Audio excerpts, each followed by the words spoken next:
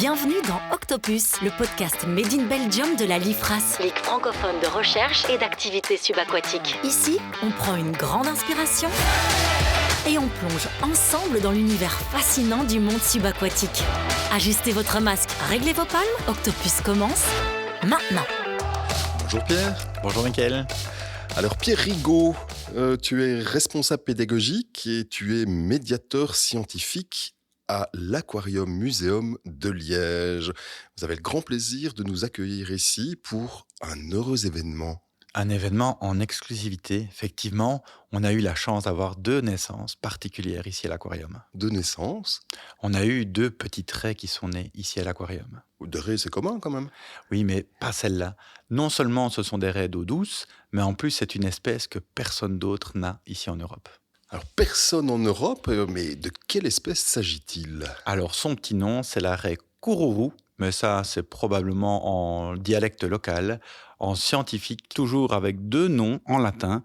Le premier, Potamotrigon, caractéristique du genre, et le nom d'espèce Wallacei. Donc Potamotrigon Wallacei. Et elles viennent d'où ces raies ? Elles viennent d'Amérique latine, d'Amérique du Sud. D'un endroit particulier en Amérique latine ? Elles ne vivent qu'à un endroit en Amérique latine, c'est dans un affluent de l'Amazone et encore dans une zone de cet affluent et encore dans certains habitats de cet affluent. Donc on est vraiment sur un endémisme incroyable. 2 petites raies d'eau douce. Alors déjà, moi je suis surpris des raies d'eau douce. Je ne savais pas qu'il y en avait. Ben oui, les raies, c'est vrai que c'est un groupe d'animaux qu'on connaît surtout en eau de mer. Plus de 500 espèces de raies. On passe de la raie manta à la raie pastenaque qu'on connaît bien. Les raies qu'on trouve en Europe, c'est uniquement des raies donc dans les mers, en Atlantique, en mer du Nord. Mais il y a des petits groupes quand même comme ça de raies d'eau douce. 2 groupes principaux. Des petites raies dont on va parler aujourd'hui, ce sont les raies américaines, sud-américaines. Et puis il y a quelques espèces, mais alors là géantes, qu'on va trouver plutôt en Asie. Tu m'avais parlé aussi de ces raies en disant qu'elles n'avaient pas été bien cataloguées jusqu'à maintenant. Oui, c'est un peu problématique par rapport à cette espèce-là. En fait, elle n'a été décrite qu'en 2016. Avant ça, on sait qu'elles étaient présentes depuis de nombreuses années, mais on les mettait dans une autre espèce. Donc en fait, il y avait une confusion entre les espèces. Et en 2016, les scientifiques en fait, ont étudié l'espèce et ils se sont rendus compte, en tout cas cette population, ils se sont rendus compte, cette population, ces individus sont tellement différents de l'espèce de départ qu'on va en faire une nouvelle espèce. Donc on a décrit cette espèce. Alors une espèce différente en fonction de son isolement géographique ? On s'est rendu compte qu'il y avait vraiment une très grande cohérence géographique, effectivement. Donc tous les individus trouvés dans cet affluent, le Rio Negro, appartenaient toutes à cette nouvelle espèce. Alors c'est un peu particulier, c'est un peu comme certaines espèces d'oiseaux qu'on trouve aux Galapagos, je pense. Oui, donc l'endémisme, c'est vraiment particulier. À un moment donné, quand une population appartenant à une espèce se retrouve isolée de la population de départ, elle va pouvoir en fait s'isoler également génétiquement parlant, et donc devenir une nouvelle espèce. Comment est-ce qu'on appelle ce principe d'évolution ? Donc ça, c'est vraiment le principe fondateur, l'effet fondateur, qui est un effet particulier en évolution, quand une petite population va s'isoler du reste de la population de départ. Alors, on a bien compris ici, c'est une espèce relativement rare. C'est un petit peu une des particularités aussi ici aux aquariums de Liège. Oui, on aime bien effectivement. On sait qu'on n'est pas un aquarium avec des bassins immenses et donc plutôt que d'essayer d'avoir l'effet waouh de nos visiteurs, on n'a pas la capacité, on n'a pas la place, on n'a pas les volumes et donc du coup, on va plutôt essayer d'aller chercher la curiosité, d'aller titiller un petit peu la curiosité de nos visiteurs en présentant des espèces qu'ils n'auront vues nulle part ailleurs. Alors oui, on a des espèces communes, bien sûr, mais quand on doit choisir, on va se dire « Ok, on va aller chercher cette espèce-là parce qu'il n'y a personne d'autre qui l'a. » Alors, on va parler peut-être aussi des raies de manière plus générale. Comment est-ce que tu pourrais les décrire, justement ? Donc, les raies, ce sont des cousines très proches des requins. Ça, les requins, en général, là, on imagine bien, mais elles ont plusieurs caractéristiques en commun avec les requins, et notamment le squelette. Le squelette, il est fait dans une matière qui est le cartilage, mais 100% du squelette est cartilagineux. Toi et moi, on a du cartilage aussi dans notre squelette, mais on a aussi principalement des os. Alors que chez les requins et les raies, c'est uniquement du cartilage. Il y aura donc juste des requins et des raies qui sont cartilagineux ? Il y a un autre groupe, mais moins connu, on appelle ça les chimères. Ça ressemble à un petit requin, mais c'est quand même un groupe bien séparé. Et donc, ces 3 groupes-là forment ce qu'on appelle les poissons cartilagineux. Est-ce qu'il y a d'autres caractéristiques communes avec les requins ? Oui, il peut y avoir des caractéristiques, notamment au niveau des fentes branchiales. Donc ça, qu'est-ce que c'est finalement ? C'est finalement la sortie de l'eau. les poissons respirent dans l'eau grâce à des branchies. Et chez les poissons qu'on connaît peut-être un peu mieux dans nos plans d'eau, on voit bien que l'eau rentre par la bouche, ils les aspirent, et quand ils doivent expirer l'eau, cette eau va sortir par l'arrière de la tête. Une petite ouverture qu'on appelle les ouïes, mais les branchies sont protégées par ce qu'on appelle l'opercule. Et donc ce principe-là, c'est valable pour les poissons qu'on connaît, mais qui ont un squelette osseux. Chez les requins, les raies, il n'y a pas cette plaque qui protège les branchies. En fait, les branchies il y a une ouverture directe vers l'extérieur qu'on appelle fente branchiale. Au nombre de, chez les requins et les raies, c'est principalement 5 fentes branchiales. Comme toujours, il y a des exceptions, mais c'est principalement 5 fentes branchiales. Elles sont situées aux mêmes endroits? Oui, donc c'est à l'arrière de la tête. On peut bien repérer, en fait, chez les requins, les 5 fentes branchiales, alors que chez les raies, posées sur le fond, vous n'allez pas voir ces fentes branchiales. Il y a des espèces ou de raies ou de requins qui se ressemblent très fort? Oui, c'est vrai qu'il y a un petit groupe de raies, je pense notamment aux raies guitares ou aux poissons-scie. Alors c'est particulier parce que les appellent les poissons, mais ce sont bien des raies. Eh bien, eux ont une queue qui ressemble très fort à une queue de requin. Si on le voit de l'arrière, on se dit, tiens, j'ai un petit requin. Et puis on voit la tête, on se dit, tiens, non, en fait, la tête, elle est un peu bizarre. Chez les raies guitares, notamment, c'est comme un triangle, comme ça forme comme une forme de guitare. C'est pour ça qu'on leur donne ce nom-là, que c'est bien une raie. Eh bien voilà, on sera donc très attentif en plongée à essayer de retrouver ces fentes branchiales. Alors, parmi ces raies, donc, il y a des raies d'eau douce. C'est une population importante, il y a beaucoup d'espèces? Il y a quand même une trentaine d'espèces. Alors, 30 espèces, on se dit oui. Mais en fait, sur 500, c'est pas mal, hein. Est-ce qu'elles retournent vers la mer? Non, il faut savoir que la chimie de l'eau, entre l'eau douce et l'eau de mer, elle est très différente. Alors, on a en tête le sel, mais il n'y a pas du sel comme le sel de cuisine, hein. C'est un ensemble d'éléments, un ensemble de minéraux. Et l'animal, l'espèce, quand elle est habituée à vivre en eau douce, elle ne peut pas, sauf exception, aller en eau de mer. Et inversement, une espèce d'eau de mer ne peut pas aller en eau douce. Donc ici, les raies d'eau douce, c'est en fait au départ, on le sait puisque les cousines proches des raies d'eau douce sont des raies de mer, il y a probablement eu une population de raies marines qui sont arrivées en eau douce, en remontant le fleuve simplement, et se sont progressivement habituées. Mais aujourd'hui, en fait, cette adaptation est tellement poussée à l'extrême que les raies d'eau douce sont en fait incapables de retourner en eau de mer. Oui, donc ce ne sont pas des saumons, ce ne sont pas des anguilles qui On vont et qui viennent. On pourra en reparler plus tard ou un prochain épisode si tu veux, mais c'est vrai qu'il y a des espèces particulières qui sont capables, sur leur vie, en fait, de modifier leur mode de fonctionnement pour pouvoir vivre en eau douce et puis en eau de mer ou inversement. Mais les raies d'eau douce, elles sont uniquement en eau douce. Les raies, on voit bien à quoi elles ressemblent, mais est-ce qu'elles ont d'autres caractéristiques anatomiques? Oui, effectivement, leur mâchoire, par exemple, est vraiment particulière puisque, premièrement, les dents sont plutôt aplaties. Ce sont de nombreuses dents aplaties qui vont servir plutôt à broyer leur proie. Et en plus de ça, leur mâchoire est capable d'être projetée en avant. C'est pas comme chez nous où les mâchoires sont vraiment calées, soudées au reste du crâne. Là, il faut s'imaginer leur mâchoire comme un peu flottante. Et donc, elles sont capables en fait de les projeter en avant, ce qui va faciliter en fait l'appréhension des proies. Et quelle proie, justement? Pour les raies, en général, on est plutôt sur des mollusques et des crustacés. Et ici, pareil. Oui, donc il faut des dents bien costauds. Voilà, les mollusques ont une coquille, les crustacés ont un exosquelette, une carapace. Et donc, tout ça, il va falloir le broyer parce que ce qui est intéressant, ce qui est nourrissant, c'est ce qu'il y a à l'intérieur. Alors, les raies sont des prédateurs pour certaines espèces. Est-ce qu'elles ont elles-mêmes des prédateurs qui les chassent? Bien sûr, quelle que soit la raie, il va y avoir des prédateurs. Alors évidemment, pour les plus grandes raies, ça va être des plus gros prédateurs. Pour nos petites raies, eh bien, si on les observe de plus près, en réalité, on observe qu'elles sont plutôt camouflées. Elles ont des motifs bruns avec des taches sur le dos. Ça, c'est vraiment plutôt un motif de camouflage qui va imiter le fond des rivières. Et donc, on pense que ça, c'est plutôt pour éviter, par exemple, des oiseaux qui pourraient venir les pêcher dans l'eau. Ces petites raies, tu les décris justement, donc elles sont camouflées, elles ont plein de petites taches. Tu peux nous parler de leur couleur, de leur forme, de leur taille aussi? C'est vraiment une forme particulière puisqu'elle est bien ronde. Le disque, on appelle ça un disque d'ailleurs, c'est bien rond, avec juste la queue qui dépasse, des motifs bruns et beige sur le dos pour le camouflage. Et au niveau de la queue, on a vraiment plutôt un attirail de défense. On a notamment 2 aiguillons venimeux. Donc là, on peut faire la comparaison avec une seringue. Donc les aiguillons pour percer la peau et ensuite on injecte un venin. Venin qui pour l'homme est extrêmement douloureux, mais pas mortelle, ou en tout cas pas à ma connaissance. Il n'y a pas eu de cas recensés pour cette petite raie-là. C'est comme les raies pastenaques? Oui, d'ailleurs, ce sont des cousines, hein, des raies pastenagues. Là où les raies pastenagues peuvent être immenses, c'est vrai qu'on peut en avoir de très grandes tailles. Chez les raies d'eau douce, on peut avoir des belles tailles aussi. Je parle toujours des sud-américaines, mais l'espèce que nous, on a choisie, c'est une espèce de petite taille. On l'a choisie notamment pour ça.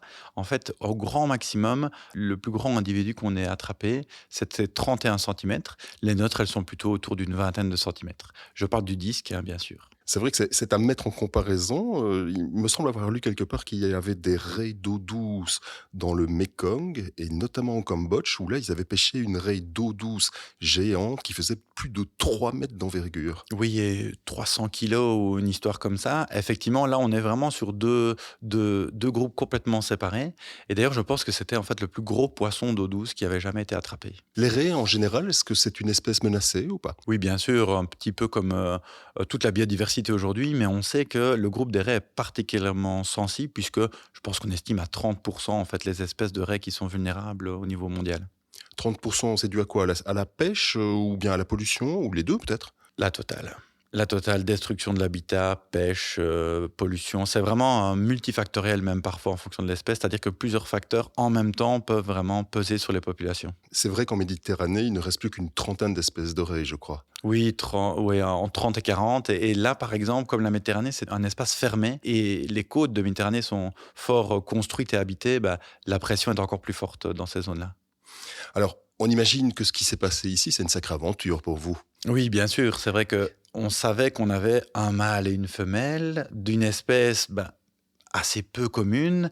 Donc, il faut avouer qu'on espérait quand même un heureux événement. Et là, ça tardait un petit peu. On les a depuis 2021. Donc là, 2025, on se dit, tiens, est-ce qu'ils ne se plaisent pas Et puis finalement, voilà, on a eu la belle surprise. Comment ça se fait que vous avez pu vous rendre compte qu'il y avait peut-être un accouplement entre ces deux raies? Chez ce groupe-là, et notamment chez les requins aussi, c'est vraiment particulier puisqu'en fait, le mâle va venir mordre la femelle au niveau de sa nageoire. Et donc, à partir du moment où on voit des morsures, donc on voit des cicatrices sur la femelle, on peut se dire, tiens, il y a peut-être eu accouplement, il y a peut-être eu en tout cas tentative d'accouplement. Et comment est-ce qu'elle s'accouple, justement? Alors c'est aussi particulier, hein. Comme chez les requins, on peut en fait très facilement repérer les mâles. Les mâles ont, en dessous de leur corps, si vous regardez près de leur cloaque, ils ont en fait deux tubes, deux tuyaux. Bon, anatomiquement, c'est une nageoire qui est enroulée. Fonctionnellement parlant, en fait, ça sert à quoi? Eh bien, c'est pour permettre au sperme d'être injecté directement dans le corps de la femelle. Ah, ils ont 2 tubes.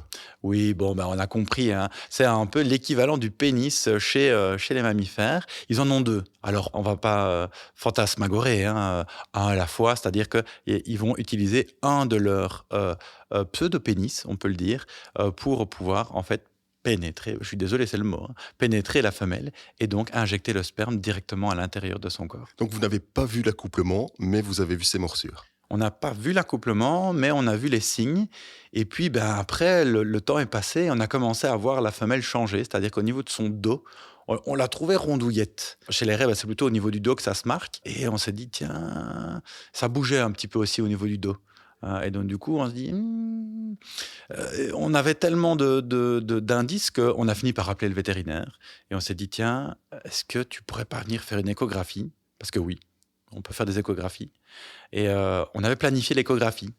Là, j'ai vraiment envie de savoir comment vous avez pu imaginer une échographie sur une raie. Alors, les raies, on va les habituer. Ça, c'est un travail de longue haleine. Et d'ailleurs, je remercie ici mes collègues dans l'équipe des soigneurs, et particulièrement Agnès, qui s'en est super bien occupée.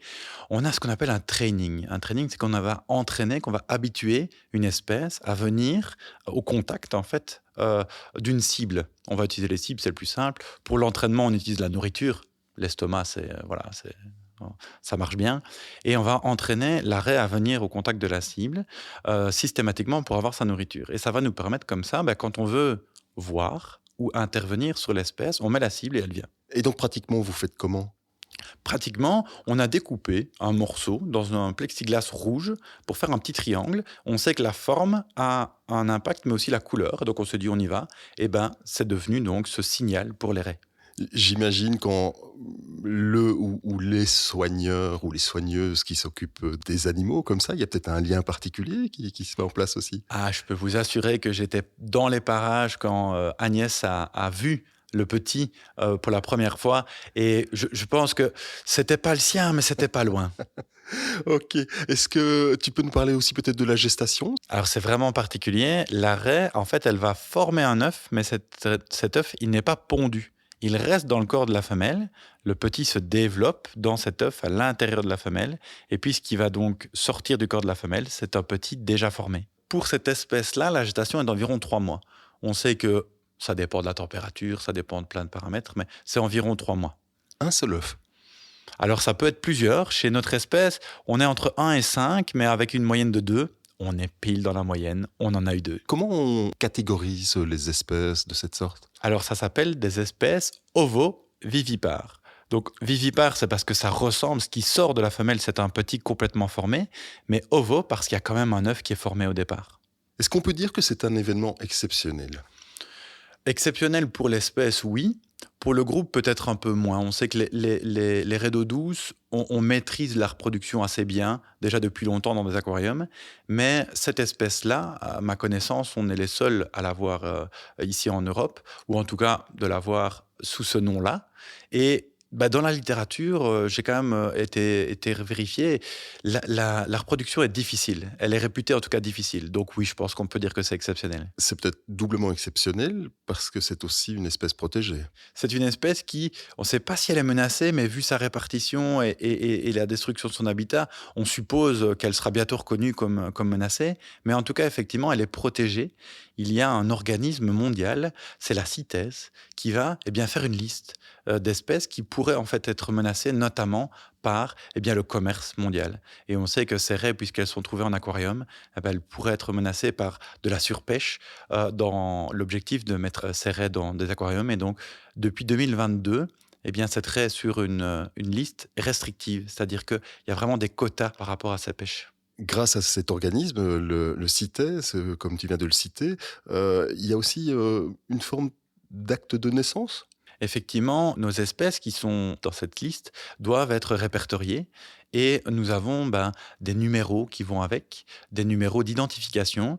Et pour faciliter cette identification, pour être sûr de cette identification, on va pucer ces individus-là. Donc on va leur mettre une petite puce, un petit peu comme nos chats et nos chiens, et on va pouvoir les identifier assurément. On espère avoir encore de la reproduction plus tard. Et donc, quand on va pouvoir donner ces individus à d'autres aquariums, on va être sûr de quel individu on donne. Alors, individu 1 ou individu 2, c'est pas très sexy. Vous leur avez donné des petits noms? Alors, pas à ma connaissance, mais c'est sûr que soit c'est déjà fait, soit ça va arriver. C'est vrai que quand on travaille avec les animaux, inévitablement, on se prend d'une certaine émotion envers eux. Et donc, il risque d'avoir des petits noms, oui. Les personnes qui viennent ici aux aquariums, est-ce qu'elles auront l'occasion de les voir? Dans un premier temps, on ne va pas les remettre avec les parents, puisque y a un risque potentiellement, quand elles vont grandir, on veut éviter évidemment qu'il y ait de la reproduction croisée avec les parents. Et donc, on va leur faire un nouveau bassin. Un nouveau bassin, ça veut dire qu'elles vont rester ici ou elles iront vers une autre destinée? À terme, évidemment, on ne va pas toutes les garder. On espère avoir de la reproduction encore dans les années qui suivent. Et donc là, l'idée, ce serait de pouvoir les donner, les transférer à d'autres aquariums pour que les visiteurs puissent être sensibilisés par rapport à ce groupe ou à cette espèce qui sont quand même assez incroyables. Eh bien Pierre, un grand merci en tout cas pour cette interview et pour ces bonnes nouvelles. C'est toujours émouvant, entre guillemets, de pouvoir annoncer ces naissances. Avec grand plaisir, on est heureux de pouvoir partager ça avec vous. Et on se retrouve bientôt en tout cas. À bientôt. Cette interview a été menée avec curiosité et passion par Michael Leclerc. À la réalisation, Pierre Vandenbroek, avec le soutien technique de Focus Live. Merci de nous avoir écoutés. On se retrouve très bientôt pour un prochain épisode. Une idée de sujet, une histoire à partager? Écrivez-nous à octopus@lifras.be. Et si ce podcast vous a plu, pensez à le liker, le partager ou laisser un commentaire. Ça nous aide énormément à faire grandir ce projet. À bientôt!